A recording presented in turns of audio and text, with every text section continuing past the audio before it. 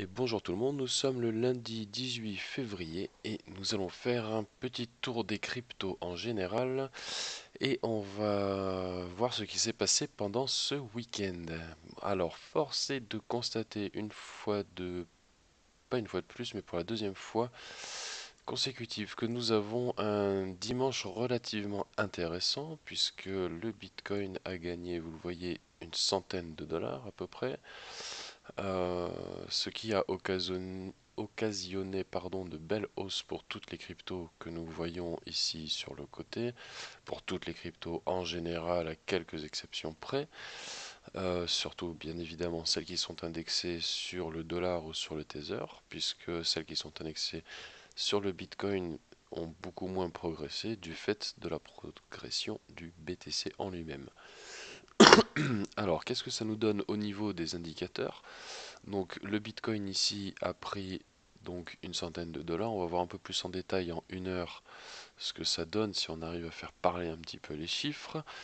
J'avais posté ça, je crois que c'était samedi, cette image-là, avec une prévision du mouvement sur laquelle je me suis planté puisque je pensais qu'il allait faire une deuxième vague ici en réalité et corriger un petit peu plus pour occasionner derrière une plus grosse hausse. Et là, on remarque que ça fait strictement l'inverse, à savoir qu'on a eu une réaction ici de l'ancienne résistance qui devient support. Alors c'était une résistance qui était placée ici par rapport à un triangle de compression qu'on pourrait même mettre un petit peu plus haute en réalité au niveau de ces pics-là, mais c'est grosso merdo la même chose. On voit que pendant ce week-end, donc ça c'est la journée de samedi, on voit qu'on a passé la journée de samedi après réaction du support vendredi après-midi à remonter vers cette résistance. Donc ça c'était pour la journée de samedi, là on est samedi en fin de journée. Petite correction pendant la nuit, mais vraiment très légère, bien que lorsque l'on regarde le RSI ici en période courte, je vous rappelle que moi je travaille avec des périodes pour le RSI à 3, 9 et 15 et pour la MACD à 10, 15 et 50. Donc là, je suis avec mes moyennes courtes pour voir ce qui se passe euh, au plus proche du cours, on va dire. Donc ça occasionne beaucoup de mouvements. Vous voyez que ça fait systématiquement le yo-yo plus moins, parfois plus, parfois moins, mais c'est quand même relativement rare. Là, on vient de se faire quelques périodes en positif avec très peu de zones en survente. Ce qui me fait dire que la correction que j'imaginais pour ce week-end devrait plutôt se passer là en début de semaine. Maintenant, est-ce que cette correction sera réellement forte ou pas? C'est là que je commence un petit peu à douter, puisque lorsqu'on regarde les indicateurs, la MACD ici est relativement haute, on est à 10, donc pour une période courte, ce qui est plutôt pas mal. Si on passe en daily, ici on voit qu'on est quasiment à zéro. Et donc quasiment à zéro, c'est plutôt pas mal pour nos affaires, puisque je vous rappelle que les mouvements positifs dans une partie haute, ça donne un mouvement haussier, un mouvement positif dans une partie basse, ça donne du range, et vice-versa. Donc si là on part en étant quasiment à zéro, qu'on part faire un petit tour en survente, on ne devrait pas avoir un mouvement colossal. Maintenant, faisons très attention, n'oublions pas le scénario qui serait d'avoir un range ici jusqu'à atteindre la résistance qui serait dans cette zone là ici, ce qui occasionnerait dans de très fortes probabilités une chute encore du cours à des niveaux encore plus bas que le 3002. Là on serait bien plus bas, on diviserait quasiment le cours par deux pour se retrouver à 1008 comme on l'évoquait vendredi. Donc là, avec des périodes courtes, on voit qu'on a fait un beau mouvement suite à cette chute ici. On voit qu'on est bien revenu vers le zéro, donc vers l'équilibre au niveau de la MACD. On voit que ce week-end, on a été rechercher une fois de plus la zone de surachat pour le RSI ici, ce qui veut dire qu'on est plutôt en train de commencer à se stabiliser et en toute logique, après une stabilisation, on devrait avoir une correction qui devrait suivre. Donc après la petite hausse de 100 dollars de ce week-end, je pense que ce début de semaine devrait être un petit peu, euh, placé sous le signe de la correction, on va dire. Maintenant, avec ce que l'on vient de voir, on voit que la correction ne devrait pas être énorme, énorme non plus. Si on se rapproche un petit peu et qu'on regarde au niveau des moyennes mobiles, on a donc en mauve ici la moyenne mobile à 10. Je travaille avec 4 moyennes mobiles qui sont exponentielles à 10 périodes, 50, 100 et 200 périodes. La 200 est utilisée plus rarement parce qu'elle est vraiment très très très lissée. La 100 est utilisée très souvent au niveau des croisements avec la 10 et la 50, puisque chaque croisement de moyenne mobile donne potentiellement un mouvement haussier, un croisement vers le haut. On a ici du coup notre moyenne mobile à 10 qui est allée jusqu'au support et qui remonte et qui a croisé, on le voit avec la petite pastille verte ici, qui a croisé la moyenne mobile à 50. Donc ça c'est plutôt pas mal.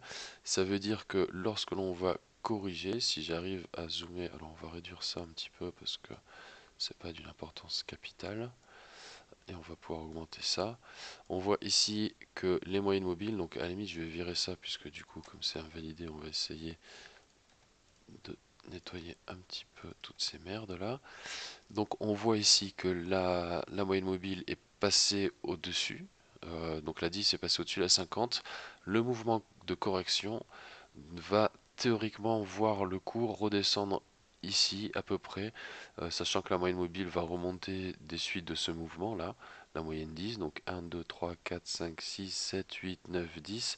Là on devrait commencer à avoir la moyenne mobile qui va remonter pour prendre en compte ce mouvement là. Donc ah non, quoi que ça là c'est la 50. La 10 elle, elle est montée, la 50 sur 50 périodes. Donc comment on fait déjà? Attendez des dates. 35 bars, voilà, c'est à peu près jusque là. Voilà, donc il va prendre tout ça en compte à partir de là, à partir de ce point-là. Il va commencer à faire les moyennes sur les 50 dernières barres, il va prendre cette barre-là. Donc le mouvement va un petit peu remonter puisqu'on voit ici qu'on a eu une progression.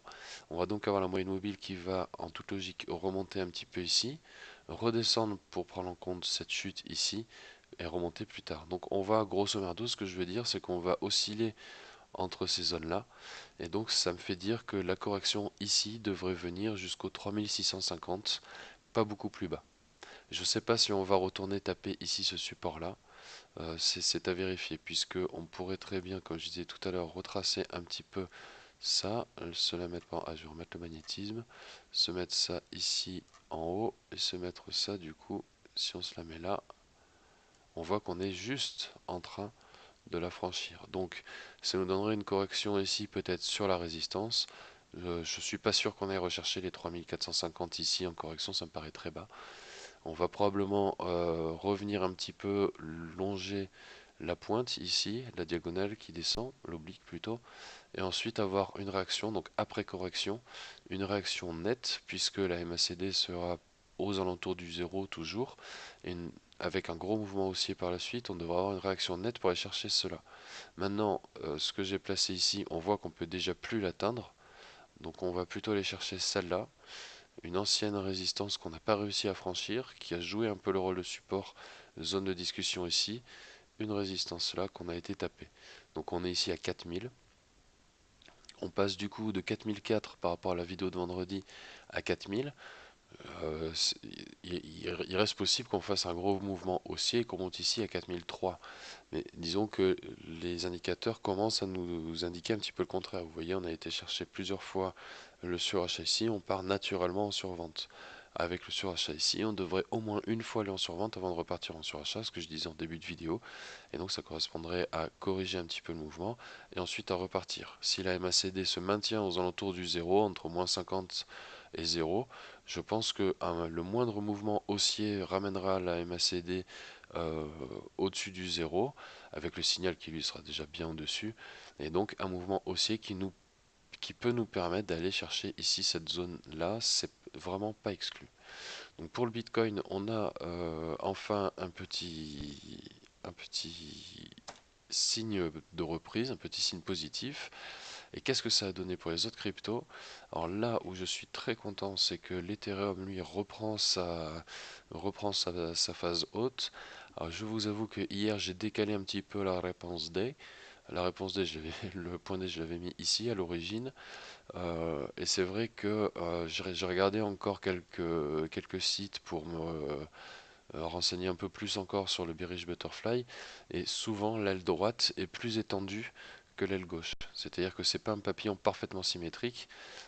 Et donc, c'est pour ça que on tend généralement plutôt vers, vers des formes un petit peu plus hautes où le D il est au-dessus du X ici.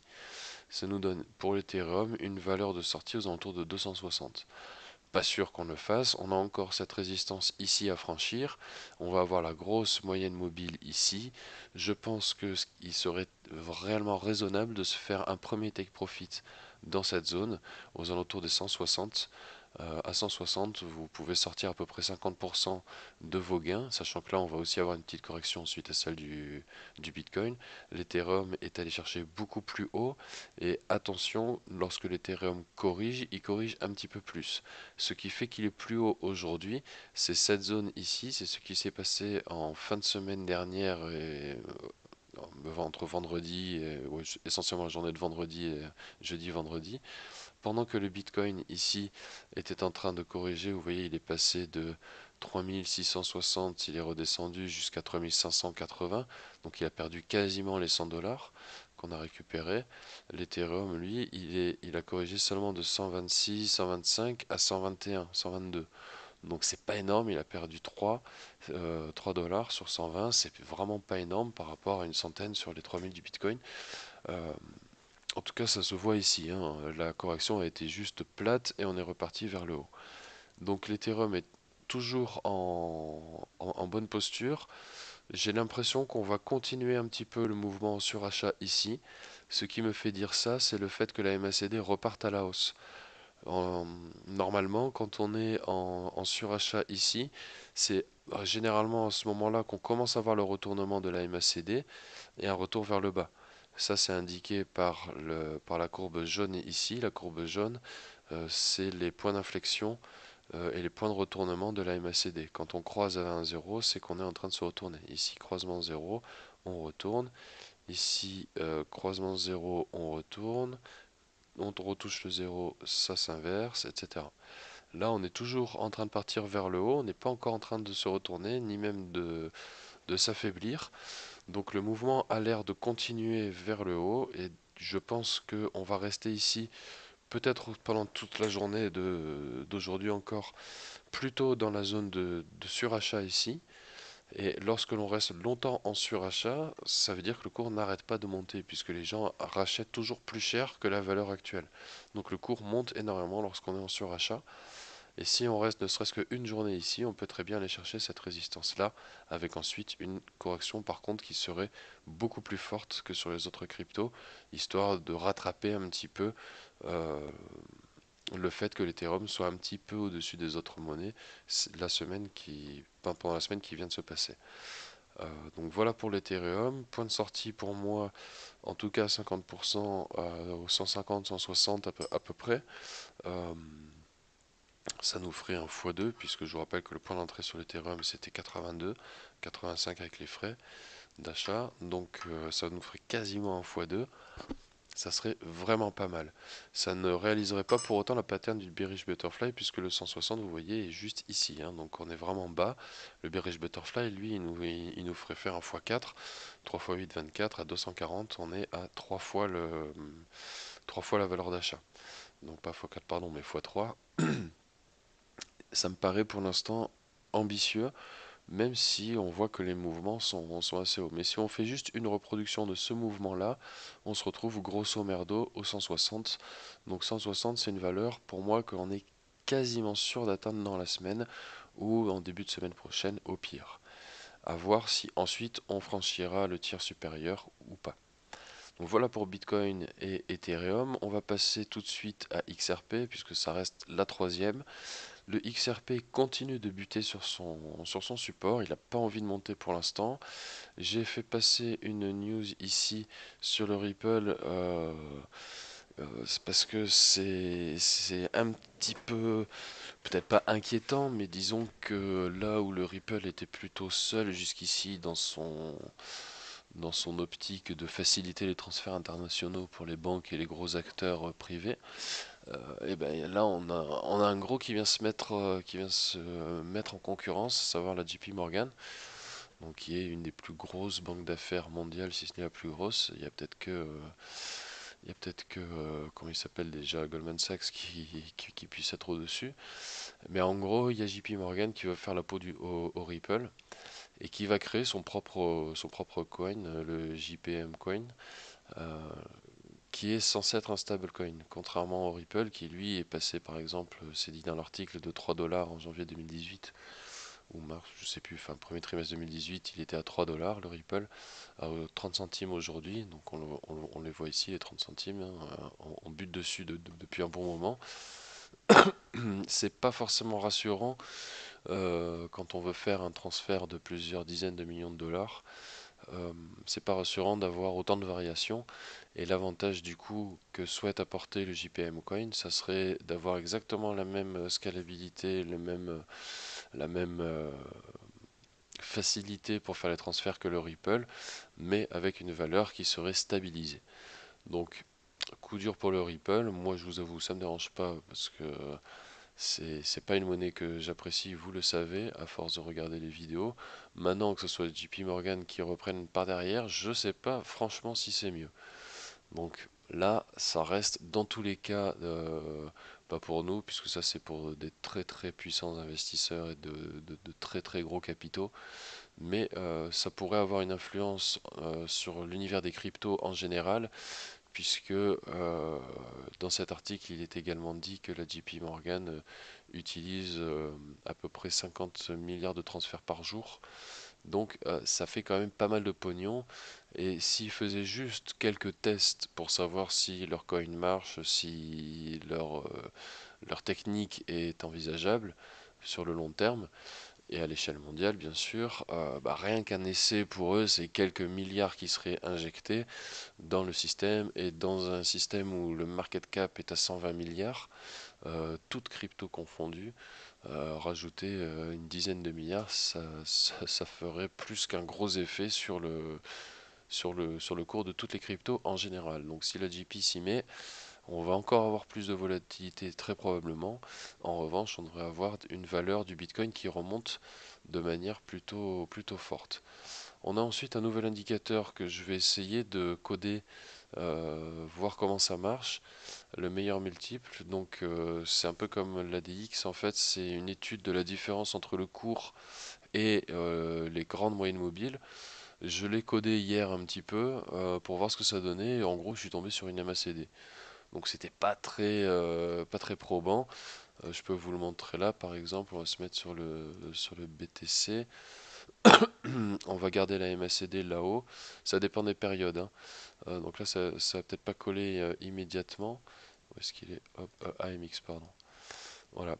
Si on l'a ici, vous voyez, on a en gros une MACD mais qui est beaucoup moins lissée, et on retrouve les pics ici, les sorties, donc j'ai tracé un zéro, et on voit que à chaque fois qu'on est là, on est dans une zone plutôt haussière. Bon là, elle a été coupée puisqu'on est revenu complètement dedans, mais je l'ai un peu abandonné parce qu'on est plus ou moins dans une retranscription d'une MACD, enfin en tout cas des MACD que moi j'ai codé, c'est relativement proche. Donc, ce qui est logique, hein, puisque la MACD, le signal en tout enfin, le signal est ici, c'est une moyenne de celle-ci, mais la MACD en elle-même fait déjà ce travail-là. Donc là, c'est juste que c'est un petit peu plus précis.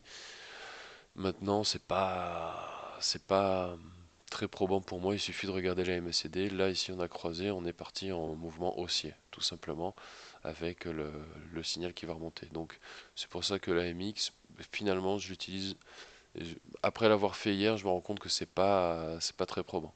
On va en profiter tant qu'on est là pour remettre les indicateurs en période longue pour voir ce que ça donne. Donc un RSI en 15, une MACD en 50. On voit donc que le croisement a bien été effectué ici pour le Bitcoin. On reste bien positif pour l'instant. Attention toujours, prenez toujours en référence le dernier mouvement qui a été fait, en tout cas pour le Bitcoin, puisque en ce moment on est vraiment en reproduction de pattern sur les différents trimestres. On a eu un croisement ici aussi qui a été maintenu également, et on a eu une correction qui a fait que du range, qui nous a amené jusqu'à la résistance et qui nous a fait tomber. et qui a fait chuter, ce qui a fait chuter la MACD. Vigilance ici à ce que l'on ne reproduise pas la même chose. La seule différence que l'on a par rapport à cette zone ici, c'est que là on est resté vraiment dans la zone middle au niveau du Bitcoin. On n'avait aucun signe de plus, de moins très proche. C'était vraiment, merde, c'était vraiment très plat, vous voyez, donc très peu de signaux. La différence, c'est que ici, après cette zone de range ici, contrairement à celle-ci où on venait de se faire un joli tour, enfin un petit tour en surachat, ici c'est l'inverse. On a été clairement plusieurs fois en survente, on a bien été en survente, et là on se fait un range. On devrait donc probablement avoir l'inverse de ce qui s'est fait ici. Maintenant, rien n'est sûr. Ça peut très bien être une sorte de petit bull trap, mais on va appeler ça un range trap plutôt. Euh, mais ici, disons qu'on a des signes qui nous feraient dire que en sortie de ce range ici, puisqu'on a été en survente et qu'on a été tapé un plus bas ici, on a été quasiment à -1000 au niveau de la MACD, on peut penser en toute logique qu'on va ici chercher à retrouver le haut. Maintenant, on peut très bien ranger encore un petit moment ici pour aller chercher la résistance pour faire peur aux gens, pour que les gens se disent oula, on va faire comme la fois d'avant, on va tomber, alors qu'en fait, comme on est allé chercher le plus bas ici, en sortie, boum, on va péter ici la survente, on éclate enfin cette résistance et on passe au-dessus dans une réelle tendance haussière. Là où je suis un peu perplexe, c'est que pour moi et pour beaucoup d'autres, en tout cas peut-être pas beaucoup d'autres, mais on va dire de plus en plus, en 2019, on doit aller chercher cette zone ici plus basse. Ils connaissent pas encore la zone exacte. Pour moi, c'est plutôt 1008, comme je vous le disais vendredi, comme je vous l'ai dit plusieurs fois. Les 850 en bas, suite à la dernière Mt. Gox, ça c'était en 2014, les 850 $. On était passé de 960 à 650 même. C'était lorsque Mt. Gox s'était fait hacker. Donc c'est la dernière valeur forte qui a été corrigée. Il y a les 1008 entre deux. Voilà. Euh, donc à voir en fonction de ce qui va se passer ici. En tout cas, le croisement est relativement franc et la MACD sur une grande période ici, enfin le RSI sur une grande période a vraiment envie de remonter et la MACD très probablement aussi. Revenons à nos moutons. Donc pour le XRP, pour l'instant, on est toujours dans une zone plutôt négative au niveau de la MACD. Le mouvement est positif, mais dans une zone négative, donc on range. Il faut voir si cette MACD va pas plutôt remonter un petit peu. Il faudrait que au moins la MACD en bleu ici fasse un beau mouvement haussier ici pour que le signal remonte et ensuite donner lieu à un gros mouvement haussier. On viserait à 100% en 2 semaines à peu près. Excusez-moi. Donc euh, aucun changement par rapport à vendredi pour le Ripple. On stabilise, on a pris ici, on a pris 1 centime sur le cours, 1 ou 2 centimes sur le cours. Ça reste une très bonne zone d'achat pour qui veut essayer de trader le Ripple. Qu'est-ce que l'on a d'autre comme monnaie? On a le Monacoin, on va s'occuper des deux monnaies que l'on mine. Le Monacoin ici est également en phase haussière. Il est allé chercher plusieurs fois la survente pour le RSI sans pour autant aller chercher le surachat, même si on a eu de beaux mouvements haussiers par la suite. On est potentiellement en train de chercher à franchir les moyennes mobiles ici et on pourrait se retrouver dans la zone des 1 $. C'est en tout cas ce que l'on vise prochainement. Perso, c'est pas pour autant que je vendrai mon Monacoin à 1 $, même si j'en ai à peu près une centaine. Le but, c'est plutôt d'essayer de retrouver cette zone ici. Je suis pas sûr qu'on regagne les 15-20 $ là-haut, mais rattraper au moins les 8 $, c'était une zone qu'il a connue pendant un petit moment, qu'il a testé pendant un petit moment. Ça pourrait être ici une belle reprise. Ça se traduirait ici par une MACD qui remonte bien, un RSI après toutes ces zones en survente qui va chercher le surachat, un gros mouvement haussier vers les 8 $, ça serait possible, c'est en tout cas un niveau ici que l'on cherche, on va même pouvoir le noter, ça m'évitera de le rappeler systématiquement. Excusez-moi. Maintenant, à quel moment il pourrait atteindre ces 8 $? Aucune idée. On va se le foutre ici, à peu près. Vous savez que moi, j'ai des méthodes pas très orthodoxes. Voilà, un scénario complètement hallucinant pour le Monacoin. Le Ravencoin ici euh, est toujours dans sa zone très basse. Ne l'achetez pas, celui-là, minez-le. Vous en gagnez un petit paquet par semaine quand même. Il y a encore une grosse reward pour les blocs trouvés. Il y a 5000 coins qui sont fournis à chaque reward. Ils donnent également beaucoup de Raven lors de leur airdrop. Donc inutile d'en acheter. C'est plutôt un coin qu'on attend de voir monter fort, mais beaucoup plus tard, quand leur écosystème sera beaucoup plus en place. Le but du Ravencoin, c'est un fork du Bitcoin à l'origine, donc il a gardé les mêmes caractéristiques. La seule chose, c'est qu'il a énormément réduit la taille des paquets, des transferts, ce qui fait que le Ravencoin, lui, peut se targuer de faire des transferts en 1 minute, là où le Bitcoin fait des transferts en 10 minutes.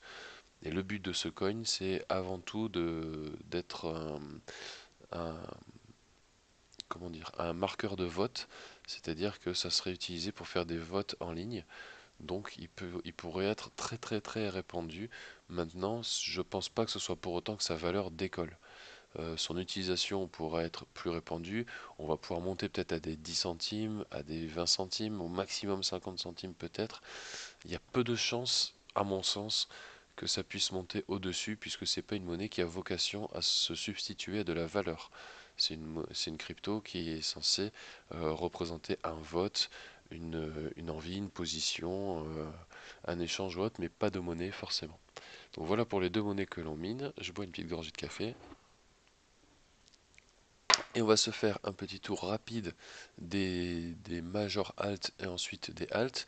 Moi, ce que j'ai constaté hier, en tout cas pendant que ça montait, puisque l'Ethereum est resté haut, c'est que toutes les monnaies qui étaient plutôt indexées vraiment sur le Bitcoin et sont restées longtemps dans le rouge, y compris le Litecoin et autres, et les monnaies autres comme l'Ethereum et tous les tokens ERC20 qui sont lancés sur la blockchain de l'Ethereum, ainsi que tous les coins lancés sur le Neo, avaient été anticipés par rapport aux autres, c'est-à-dire que le vert, on s'est retrouvé dans le vert plus vite que sur les cryptos qui étaient indexés sur le BTC. Donc est-ce que l'on ne serait pas en train d'assister euh, pendant cette éventuelle reprise à une plus grande différenciation, à une décorrélation des cours en fait des cryptos sur le Bitcoin en général, avec une plus forte propension des cryptos à être calqués sur leur crypto mère.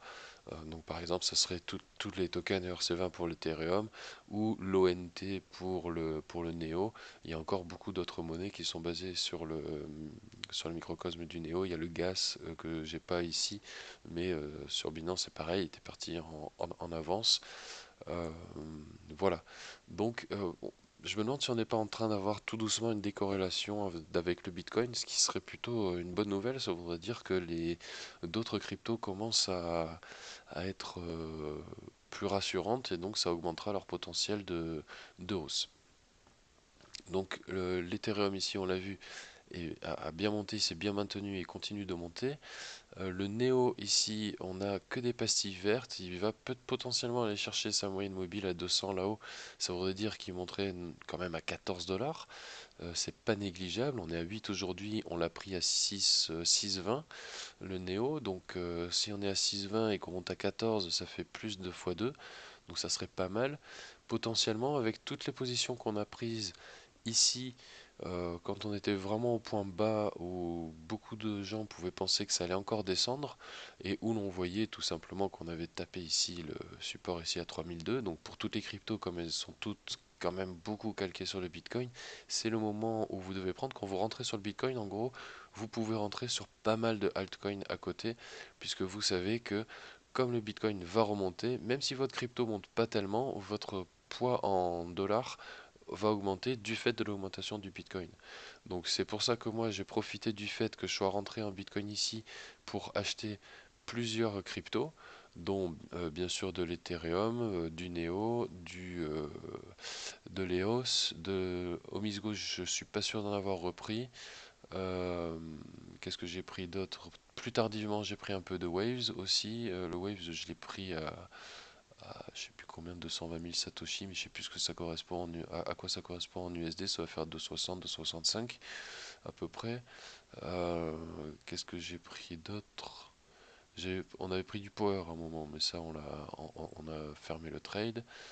Et j'en ai deux trois autres à côté. Faudrait que je regarde, je me souviens plus exactement. J'avais pris du Litecoin à un moment aussi. Bref, donc on a toutes les monnaies ici qui sont dans le vert.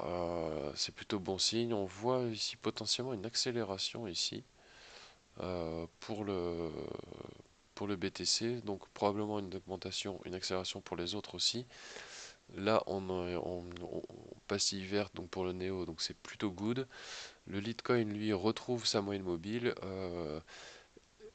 Il faut vraiment surveiller le Litecoin parce qu'il y a deux possibilités.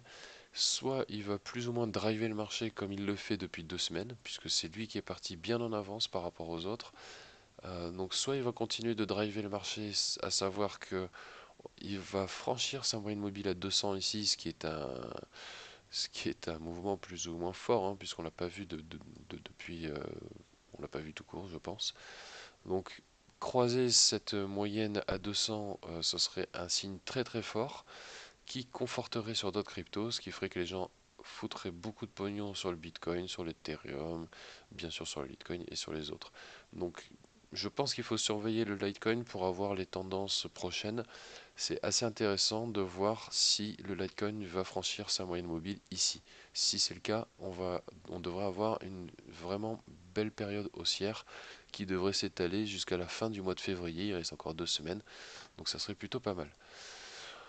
Lomisego, lui, est à l'attaque de sa moyenne mobile à 100. On est encore loin de la 200. Ça pourrait être un point d'entrée. On est en zone middle. Il va chercher à aller vers le haut. Est-ce que ça correspondra à aller chercher la moyenne ici à 2,5? Je ne sais pas vraiment. Ça ferait un x2 comme ce qu'on voit sur les autres cryptos. Maintenant, il y avait moyen de le choper plus bas. Ça reste un prix intéressant dans l'optique où bien sûr il remonte. Chercher cette moyenne mobile à 200. Ça reste un point intéressant, c'est moins intéressant que si on l'avait acheté ici ou ici. Moi je l'avais acheté là, j'avais revendu à peu près vers là, mais après j'en ai pas repris. Ici, j'aurais dû en prendre ici, je l'ai pas fait. Je laisse un peu de côté le Misego pour l'instant, je suis déjà dans trop de haltes, je suis dans 6 ou 7 haltes, donc pour moi c'est trop. Si on rajoute à côté le Bitcoin et l'Ethereum, ça fait que je suis en tout dans une dizaine de cryptos. Donc ça suffit, c'est la limite haute. Si on a d'un coup un gros mouvement baissier, je ne sais pas pourquoi, mais admettons, le temps que je revende tout, je vais perdre tout ce que j'ai gagné jusqu'ici. Donc je reste très vigilant, je ne me mets pas dans plus de 10 cryptos en tout, avec 3 majors et 7 altcoins. Voilà. Donc c'est généralement comme ça que je répartis mon portefeuille crypto. L'ONT, lui, est toujours timide, il a toujours du mal. Mais n'oubliez pas qu'il fait des mouvements très forts. S'il arrive ici dans cette zone de surachat, on ira chercher cette moyenne à 200. C'est c'est couru d'avance. Si jamais on a un gros mouvement haussier ici d'un coup sur l'ONT, ça va nous donner des mèches comme ça. Donc pour l'ONT, j'hésiterais même à placer un ordre d'achat, puisqu'après il corrige vite par contre. Donc tout dépend si je resterai suffisamment longtemps devant mon écran ou pas, mais on peut viser du 1,30, ça ferait ici aussi 1 x 2. Et on a une pastille verte ici qui correspond à un croisement des moyennes mobiles. Les trois moyennes mobiles ici sont dans un mouchoir de poche, donc ça pourrait donner une justification à ce gros mouvement haussier à l'attaque de la moyenne mobile à 200. Le BAT a fait une très belle progression ici, ça fait quand même une bonne semaine, 2 semaines qu'il est en belle progression. Et les journées de hier et avant-hier ont été quand même relativement positives, puisque vous pouvez voir ici tout ce qui s'est passé. Là on était vendredi, on a eu la correction de vendredi, donc la moyenne mobile courte qui va rattraper ici à 50 et qui rebondit. La moyenne mobile à 50 joue bien son rôle de support et on a une très très nette réaction. Donc ici on va avoir la moyenne qui va remonter et on devrait avoir une correction ici au niveau des 14 centimes.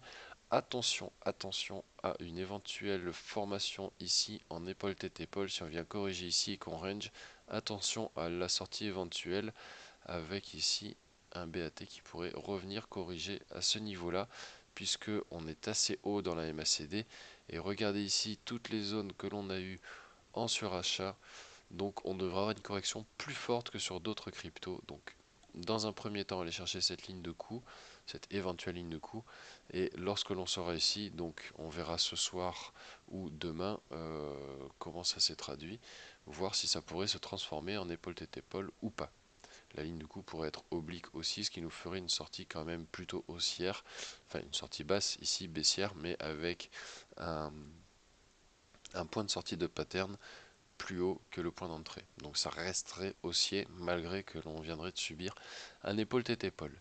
Le BNB, lui, continue de repartir à la hausse.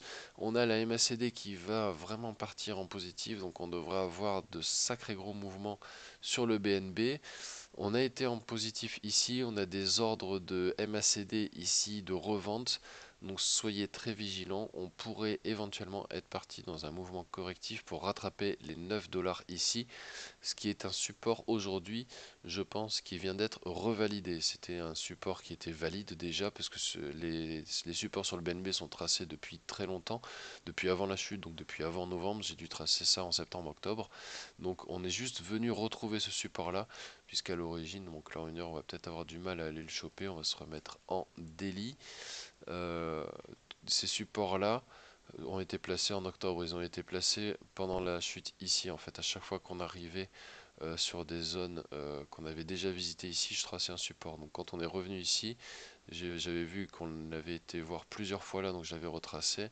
J'avais fait ça pour tous. Vous voyez que ça correspond à chaque fois à ces retests ici. Tout simplement. C'est comme ça que je place mes supports. Je cherche un retest, voir si ça correspond à un test avant la frénésie. Et c'est comme ça que je place le support. Et bon, donc là, force est de constater ici aussi que c'est plutôt pas mal et qu'on est bien en train de discuter autour de cette zone des 9 dollars. Donc on pourrait avoir un mouvement correctif ici pour le retester et on verra à ce moment-là où se trouve le RSI s'il est allé chercher la survente ici, ce qui nous donnerait une super belle divergence haussière et donc un mouvement de retour ici vers les 15.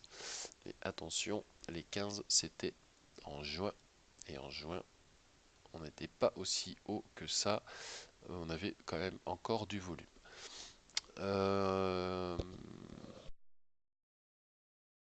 Qu'est-ce qu'on va se faire d'autre en plus? Le Waves, on peut regarder vite fait.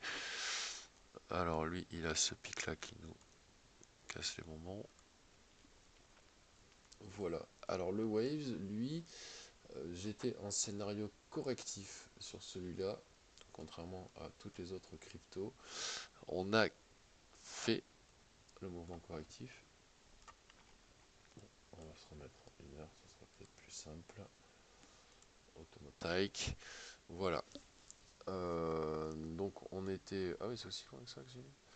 Euh, on était, je crois, ici quand j'avais tracé et j'avais mis la flèche qui venait là. Bon, j'ai juste été chercher ici pour chercher des vagues, on va dire des pseudo-vagues d'Elliott. Je me suis juste fait ça le début ici. Donc on était allé chercher la résistance ici. Voyant cela, je me suis dit, bah, ça justifie ma petite flèche ici qui voudra aller chercher le support. Donc là, on a été le faire un petit peu plus tôt au final. On a été le faire dans la nuit de samedi à dimanche. Donc on est là et pour moi on est en train de faire ça. Donc sur le Waves, moi je suis rentré à 2,65, donc je suis rentré ici sur le Waves. Donc pour l'instant je suis revenu positif. En gros j'ai plus ou moins touché ce support là. Il y avait moyen de choper à 2,60, bon 2,60, 2,65, c'est pas non plus immense. J'avais balancé cette info ici, donc là sur le groupe des cryptos plutôt, parce que je mets pas de signaux dans le groupe des news. Le news c'est plutôt pour les néophytes, pour les informations, etc. Pas de signaux. Les signaux ici c'est dans le groupe des cryptos qui est un groupe fermé. Donc c'est vous qui décidez de rentrer dans ce groupe. Donc je me permets ici de donner quelques mes positions en gros que je prends. Je les donne pas forcément toutes parce qu'il y en a qui sont trop risquées. J'ai pas envie de vous faire de conneries. Mais dans tous les cas que je les prenne, quand je les prends, que je gagne ou que je perde, je vous le dis, c'est là que c'est intéressant de partager. Parce que c'est bien beau de dire qu'on gagne tout le temps, mais tout le monde sait que c'est pas vrai. Donc il y a bien des moments où l'on perd. Donc ici vous retrouvez un point d'entrée sur le Wave, donc vous aviez un point d'entrée ce week-end entre 2,61 et 2,63, objectif de sortie 2,85, 2,90. Je vous avoue, ça fait pas énormément en gain. Si on place ça,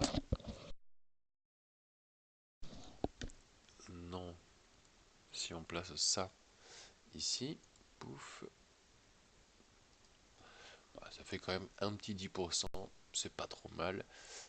Maintenant, là où les autres haltes nous promettent plutôt du x2, du fois, du fois pas beaucoup, là c'est du fois 0,1, c'est pas terrible. Donc on va voir. On pourrait également aller chercher cette zone ici, qui est une grosse zone de discussion, qui serait à 3,20, mais ça me paraît pour l'instant très ambitieux. On a quand même une résistance ici qui est à franchir avant de penser à aller plus haut. Donc là on voit que cette résistance a été confirmée. Donc c'est pour ça que moi je me place ici. Ça voudrait dire tout de même, quand on regarde la tendance générale du Waves, ça voudrait dire quand même qu'on rentre dans une autre tendance. On viendrait rechercher ici et après peut-être un redécollage. Mais je vous avoue, le Waves, je le connais pas trop non plus. Mais c'est pas celui qui nous offrira les meilleurs gains. Qu'est-ce qu'on pourrait regarder d'autre? Qu'est-ce qui pourrait vous intéresser? Je ne sais pas.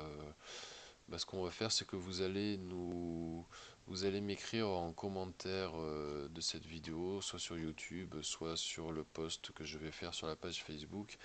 Vous allez pouvoir, boum, je vais y arriver. Vous allez pouvoir me dire ce que vous souhaitez que je regarde comme coin, parce qu'il y en a plein que je n'ai pas dans cette liste. Il y a 3200 coins, donc je vais pas mettre 3200 coins, ça va être un peu compliqué. J'ai déjà assez de mal à tout regarder comme ça. Mais si vous avez des coins en particulier que vous souhaitez que je regarde, n'hésitez pas en commentaire à me l'indiquer. N'hésitez pas à me mettre un petit pouce bleu, ça fait toujours plaisir. Et à partager cette vidéo si vous trouvez que je dis pas trop de conneries. Voilà. Merci à tous d'avoir regardé cela. Content de voir que le scénario de hausse sur le Bitcoin et sur l'Ethereum, pour l'instant, ma foi, est en train de se produire. À voir maintenant si on va aller se taper la zone des 4000 cette semaine ou pas. En tout cas, quand on prend les MACD et RSI en période longue, c'est plutôt positif. Le RSI a encore de la marge ici pour aller chercher un plus haut et tirer la MACD vers l'eau et donc le cours vers ce support qui est actuellement une résistance à 4000 non franchi. Voilà pour aujourd'hui. Je ferai peut-être d'autres vidéos cette semaine à voir, puisqu'on va peut-être avoir un peu plus de mouvement que d'habitude.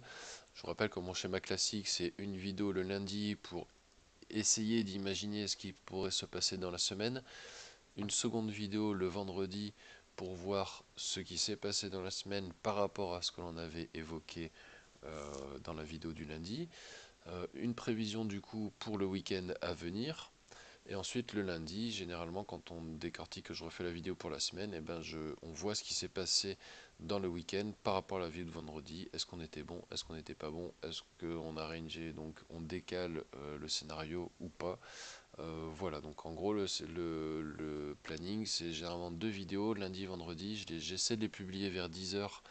Généralement c'est plutôt 10h30, 11h parce que les vidéos sont un petit peu plus longues qu'avant du coup puisque j'en fais plus.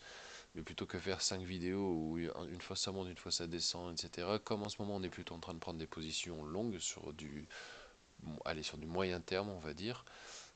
Ça sert à rien de faire des vidéos tous les jours pour dire ça bouge pas. On a beaucoup de range en ce moment, c'est pour ça que j'avais pris le parti de faire plus que deux vidéos. Maintenant, bien évidemment, si on a beaucoup plus de mouvement et que ça bouge un peu plus, je ferai un peu plus de vidéos. Peut-être que j'essaierai de faire quelques petites vidéos pédagogiques sur les indicateurs et autres. Peut-être sur comment coder vos outils. Euh, mais ça, on verra plus tard. Ça dépendra un petit peu de ce que je vois de mon côté. Puisque bon là je vous avoue qu'il n'y a pas non plus énormément de mouvement, donc bon je fais des petites vidéos pour que vous puissiez voir un petit peu, pour que ça vous aide à analyser par vos propres moyens ensuite les coins. Mais bon là ça bouge plus beaucoup, il n'y a plus beaucoup de nouveaux arrivants, donc je ne sais pas si je vais me mettre à faire beaucoup d'autres choses pour qu'il y ait peu de gens qui le voient. Maintenant c'est sûr que s'il y a beaucoup plus de personnes qui viennent regarder, ça me motivera encore plus, mais ça seul l'avenir nous le dira. Donc voilà, passez une bonne semaine, on a passé un bon week-end. Attention à une éventuelle petite correction qui nous ferait rechercher ici ce désormais support, on va dire. ex-résistance qui pourrait devenir un support. Donc à voir si ce support va se jouer pour avoir une réaction ici des moyennes mobiles et ensuite aller chercher cette zone-là. C'est le scénario plus ou moins de la semaine avec donc petite correction et rebond vers le haut assez important. Voilà, passez une bonne semaine donc et soyez vigilants sur vos trades, on n'est jamais à l'abri d'une surprise. Bonne journée à tous et bonne semaine. Ciao ciao.